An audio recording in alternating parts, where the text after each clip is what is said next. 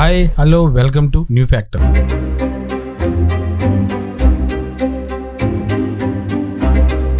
చీమలు కింద పడ్డా వాటికి దెబ్బలు తగలవా? చీమలు చిన్న జీవులైనప్పటికీ వాటి సురక్షిత జీవన రహస్యాలు ఆశ్చర్యకరంగా ఉన్నాయి. వాటి సమాజ జీవన విధానం, రక్షణ యంత్రాలు మరియు సంచార పద్ధతులు మనకు అనేక పాఠాలు నేర్పిస్తాయి. ఈ వీడియోలో చీమల సేఫ్టీ సీక్రెట్లు వివరిస్తూ వాటి జీవన విధానాలను తెలుసుకుందాం.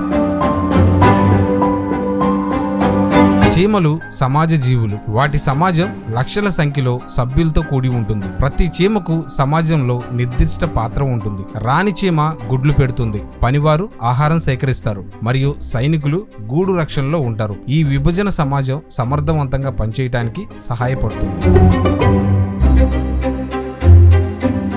చీమలు రసాయనాలను ఉపయోగించి శత్రువులను దూరం చేస్తాయి. కొన్ని చీమలు ఫార్మిక్ ఆమ్లం వంటి విష పదార్థాలను స్ప్రే కూడా చేస్తాయి. ఇవి శత్రువులను భయపెట్టడంలో మరియు నశింపజేయటంలో సహాయపడతాయి. ఒక చీమ ప్రమాదాన్ని గుర్తించినప్పుడు అలారం ఫెరోమోన్లను విడుదల చేస్తుంది. ఇవి ఇతర చీమలను అప్రమత్తం చేసి సమిష్టిగా స్పందించడానికి ప్రేరేపిస్తాయి. చీమలు పెద్ద సంఖ్యలో సమిష్టిగా శత్రువులను ఎదుర్కొంటాయి. ఫెరోమోన్ల ద్వారా కమ్యూనికేట్ చేసి శత్రువులను చుట్టుముట్టి సమిష్టిగా దాడి చేస్తాయి. చీమలు తమ గూడు ప్రవేశాలను చిన్నగా ఉంచి శత్రువులు సులభంగా ప్రవేశించకుండా చూస్తాయి. అలాగనే కొన్ని చీమలు గూడు ప్రవేశాలను తమ శరీరాలతో బ్లాక్ చేసి శత్రువులను అడ్డుకుంటాయి. చీమలు పరిసర మార్పులకు అనుగుణంగా తమ ప్రవర్తనను మార్చుకుంటాయి. ఆహారం స్థానాన్ని మార్చినప్పుడు ఫెరోమోన్లను పెంచి కొత్త మార్గాలను సూచిస్తాయి. చీమల సమాజం ఒక సూపర్ ఆర్గానిజం లాగా పనిచేస్తుంది. ఒక ప్రాంతంలో ప్రమాదం సంభవించినప్పుడు సమాజం మొత్తం దానికి అనుగుణంగా స్పందిస్తుంది. ఇది సమిష్టి అవగాహనకు ఉదాహరణ.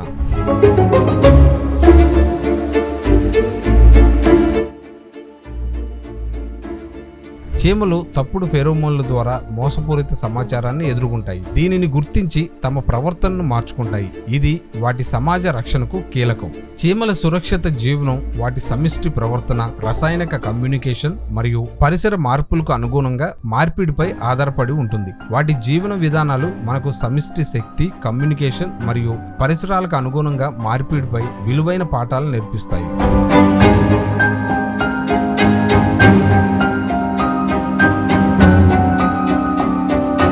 చీమలు కింద పడ్డా కూడా వాటికి దెబ్బ ఎందుకు తగలదు? చీమలు చాలా తక్కువ బరువు ఉన్న జీవులు. వాటి శరీరం భరించే బరువు చాలానే ఉంటుంది, కానీ వాటి అసలు బరువు చాలా తక్కువ కావటం వల్ల అవి పడినప్పుడు భారీ శక్తితో నేల మీద పడవు. అంటే గురుత్వాకర్షణ ప్రభావం పెద్దగా ఉండదు. చీమ కింద పడుతున్నప్పుడు గాలి ప్రతిఘటన వాటి క్షణిక వేగాన్ని తగ్గిస్తుంది. అంటే అవి వేగంగా నేలపై పడకుండా నెమ్మదిగా ఒదిగిపోతూ పడతాయి. అందువల్ల దెబ్బ తగలదు.